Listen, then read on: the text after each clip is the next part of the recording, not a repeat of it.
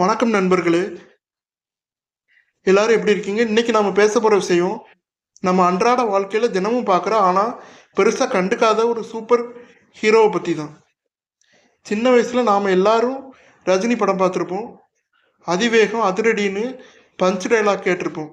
ஆனா இந்த உலகத்திலேயே இந்த ஒட்டுமொத்த பிரபஞ்சத்திலேயே ஆக சிறந்த வேகம் எது தெரியுமா? அதாங்க ஒளியோட வேகம். நாம் லைட் ஆன் பண்ண அடுத்த செகண்ட் ரூம் முழுக்க வெளிச்சம் வந்துடுது. சுவிட்ச் போடுறதுக்கும் வெளிச்சம் வர்றதுக்கும் நடுவில் டைம் இல்லாத மாதிரி நமக்கு தோணுதில்ல.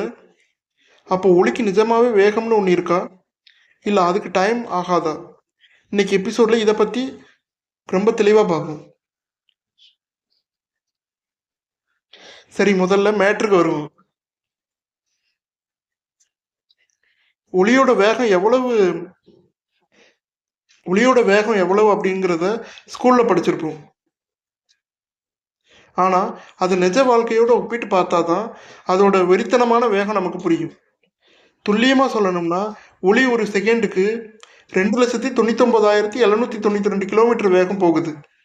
ரவுண்டாக 3,00,000 கிலோமீட்டர்னு வச்சுப்போம். ஒரு சின்ன கற்பனை பண்ணி பார்ப்போம்.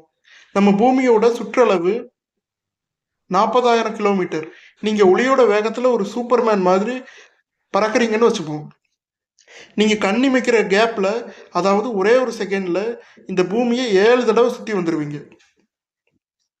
யோசிச்சு பாருங்க, ஒரு செகண்ட்ல உலகத்தையே 7 தடவை சுத்துறதுன்னா அது எவ்வளவு பெரிய வேகம். இப்போ நம்ம ஈஸியா 3,00,000 கிலோமீட்டர்னு சொல்லிட்டு போயிடுவோம். ஆனா முன்னாடி காலத்துல மக்கள் என்ன நினைச்சாங்க தெரியுமா? ஒளிக்கு வேகமே கிடையாது, அதை ஆன் பண்ணா உடனே வர்ற ஒரு மேஜிக்னு நினைச்சாங்க.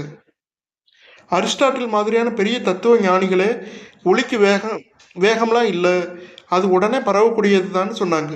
ஆனா நம்ம கலியிலையும் இருக்காரு, அப்படியெல்லாம் இருக்காது, இதுக்கு கண்டிப்பா வேகம் இருக்கணும்னு ரூம் போட்டு யோசிச்சாரு.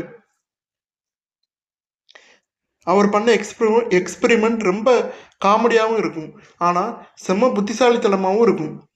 அவரும் அவரோட அசிஸ்டண்ட்டும் 2 வெவ்வேறு மலை மேலே ஏறி நின்றுக்கிட்டாங்க. 2 பேர் கையிலையும் ஒரு விளக்கு இருக்கு. கலையிலையோ தன் விளக்கோட மூடியே திறந்த உடனே அந்த வெளிச்சத்தை பார்த்துட்டு அவரோட அசிஸ்டண்ட் தன் விளக்கோட மூடியை திறக்கணும். இதுதான் பிளான். மலைக்கு நடுவில் இருக்கிற தூரத்தை வச்சு ஒளியோட வேகத்தை கணக்கிட பார்த்தாரு. ஆனால் பாவம், ஒளி அவ்வளவு வேகமாக போகிறதுனால கலீலியோவால் அதை துல்லியமாக அளக்க முடியலை. ஏன்னா ஒளி போகிற வேகத்தை விட மனுஷங்க கண்ணால் பார்த்து ரியாக்ட் பண்ணுற வேகம் ரொம்ப கம்மி.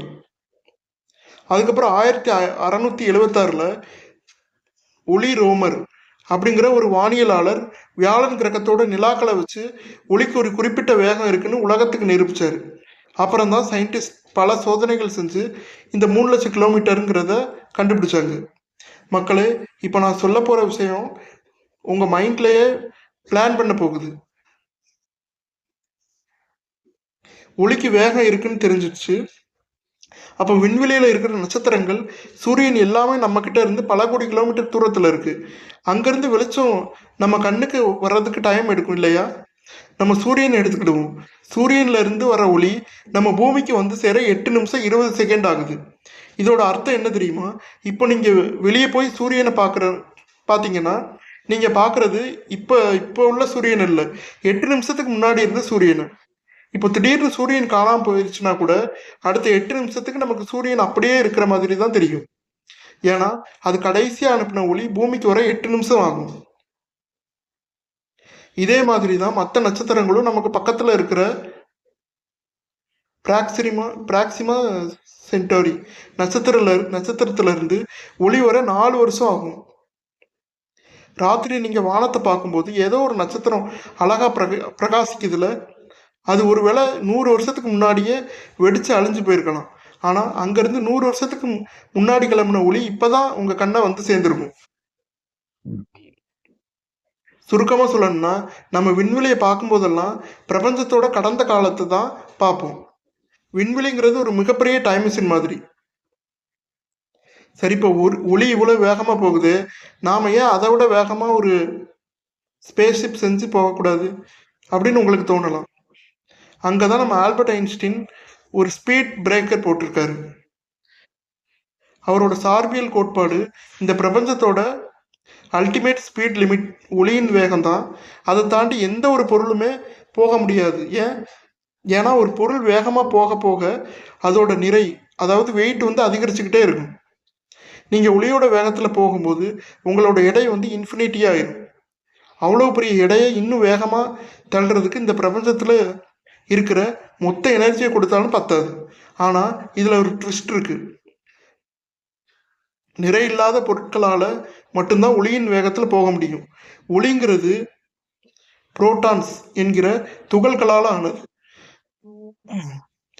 இதுக்கு எடையே கிடையாது. அதனால தான் இது பிரபஞ்சத்தின் அதிவேக ராஜாவாக வளம் வருது.